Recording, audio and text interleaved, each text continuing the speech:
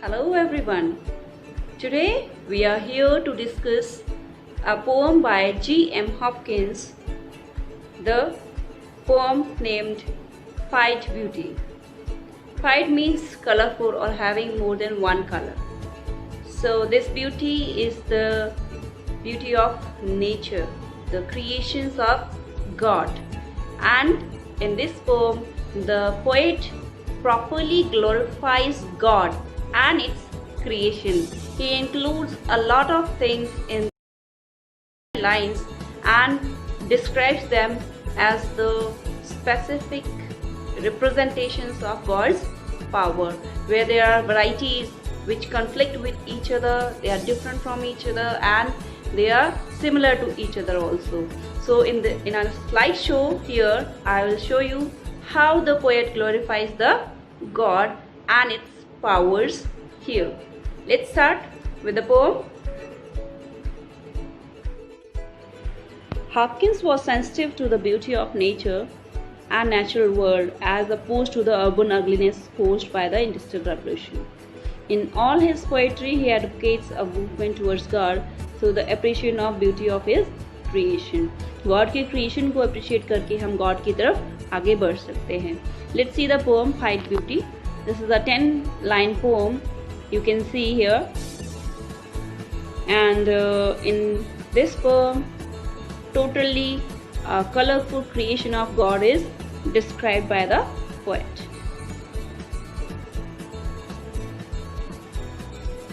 Glory be to God for dappled things. Dappled means having two colors or multicolor. So God की glory हमें गानी चाहिए, God को thanks करना चाहिए for his lovely creation of these colorful things in this world. For skies of couple color as a brinded cow. Brinded means having spots on the skin.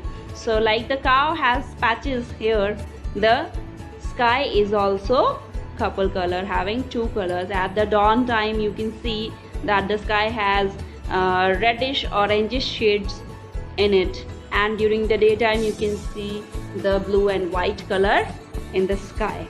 So this is the creation which we can observe with the cow and the sky here.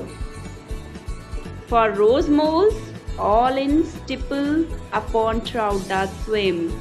अब रोज moles, रोज colour की जो dots हैं, reddish dots हैं, जो trout है, trout के ऊपर उसकी स्किन पर गॉड ने ये जो कारीगरी की है, जो ये डिजाइनिंग की है, it's like a stipple. Stipple is a pattern of spots और a technique of painting using dots. Paintings को डॉट्स, स्मॉल डॉट्स के थ्रू बनाते हैं तो उसको स्टिपल कहते हैं. तो ये गॉड की स्टिपल ही है जो इस ट्राउट में हमें देखने को मिलती है, जो कि रेडिश स्पॉट से कवर्ड है उसकी स्किन, ट्राउट की.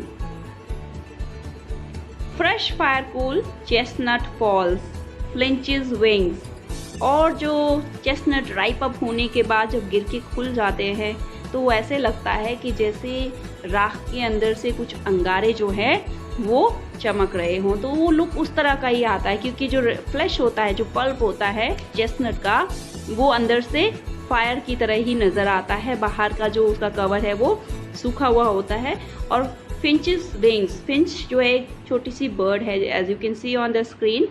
It has striped wings. उस पर दो कलर्स दिखते हैं आपको, रेडिश ब्राउनिश कलर जो है वाइट के साथ कॉम्बिनेशन में. तो ये भी क्या है, गॉड की एक क्रिएशन है. God's creations are amazing. उसको देखकर आपको अमेजमेंट फील होती है. अब नेचुरल ब्यूटी से हटकर जो पोएट है वो ह्यूमन जो वर्क है उसकी तरफ आ रहा है. Landscape plotted and pieced, fold fallow and plough.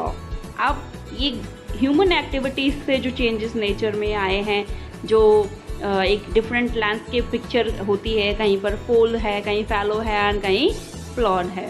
तो फोल्ड एक वो जगह होती है जहाँ पर शीप को बाड़े में रखा जाता है फेंसिंग करके, तो उसको हम फोल्ड कहते हैं. फैलो वो लैंड होती है जिसको जो है लैंड की प्रोडक्टिविटी बढ़ाने के लिए काफ़ी टाइम तक खाली छोड़ दिया था, उस पर कोई भी आप फसल नहीं करते हो, कोई एक्टिविटी नहीं करते। And ploughing, as you all know, is the process in which you turn over the soil by the instrument called plough. तो उस प्लॉ से नई नई जो है प्लॉ की हुई ज़मीन को छोड़ दिया जाता है कुछ समय के लिए, ताकि उसमें आगे आप नए बीज बीज सकें। तो ये सोइंग का जो प्रोसेस है वो आगे चलता है। तो ये भी लैंडस्केप जो है, जो ह्यूमन की एक्टिविटीज़ से होती है, अलग अलग व्यूज़, अलग अलग कलर शो करते हैं। तो ये भी जो है it's the creation of God. And all trades their gear and tackle and trim.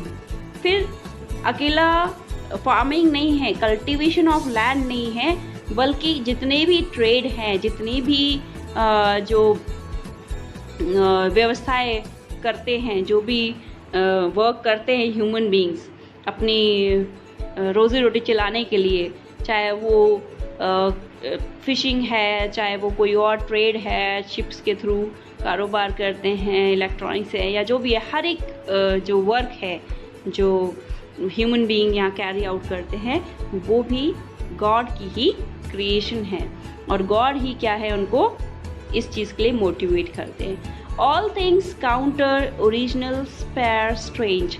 और हर चीज़, चाहे वो एक दूसरे के अपोज है, चाहे मिलती जुलती है, स्ट्रेंज है, आपको देखने में बड़ी स्ट्रेंज लगती होंगी, कैसे हुआ है, ये सब जो चीज़ें हैं, ये सब क्या है, गॉड की ही क्रिएशन है। Whatever is fickle, freckled, who knows how। Internal question है, देखो कि फिकल का मतलब होता है दैट इज़ चेंजिंग। तो बहुत सारी चीज़ें हैं जो समय समय पर चेंज होती रहती है, जैसे कि ह्यूमन माइंड है, ह्यूमन थॉट्स है, ये भी टाइम टू टाइम चेंज होते रहते हैं, उसकी वैरायटी बदलती रहती है, लाइक्स डिसलाइक्स बदलते रहते हैं। फ्रेकल्ड मीन्स हैविंग फ्रिकल्स और small brown spots on one skin. ये आपको यूरोपियन पीपल के फेसेस पे देखने को मिलते हैं, उनकी स्किन जो होती है फ्रेकल्ड होती है, और सन के एक्सपोजर से और भी ज़्यादा वो फ्रेकल्स जो है उभर कर सामने आते हैं और ज़्यादा डार्क हो जाते हैं, आप कह सकते हो। तो ये इंटरनल क्वेश्चन जो है हॉपकिंस ने यही कहा है कि ये सब जो है, चाहे वो चेंजेबल है, चाहे ये फ्रेकल्स हैं, ये सब कैसे होता है, ये जो कलरफुल इतना वैरायटी जो है बनी है वर्ल्ड में, वो कैसे हुई है, किसको पता है। विथ स्विफ्ट स्लो स्वीट सार अ डेजल डिम।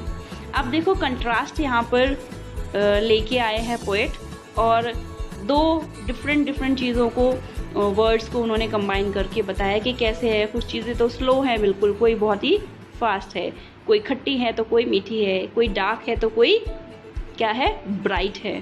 तो इस तरह से ये जो वैरायटी है उसको एक्सप्लेन किया है। He fathers forth whose beauty is past change। Fathers forth means to bring into the world or to give birth to or to create। तो ये टर्म जो है हैमलेट से मैच करती है। I think we can say that Hopkins was inspired by Shakespeare here and he must have read Hamlet।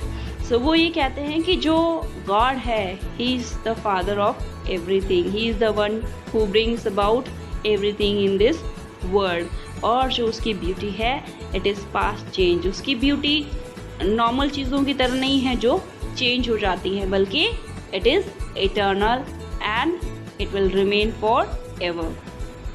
Praise him, the last line with 2 words, it has all the meanings of the whole poem, that you should always praise God and be close to God।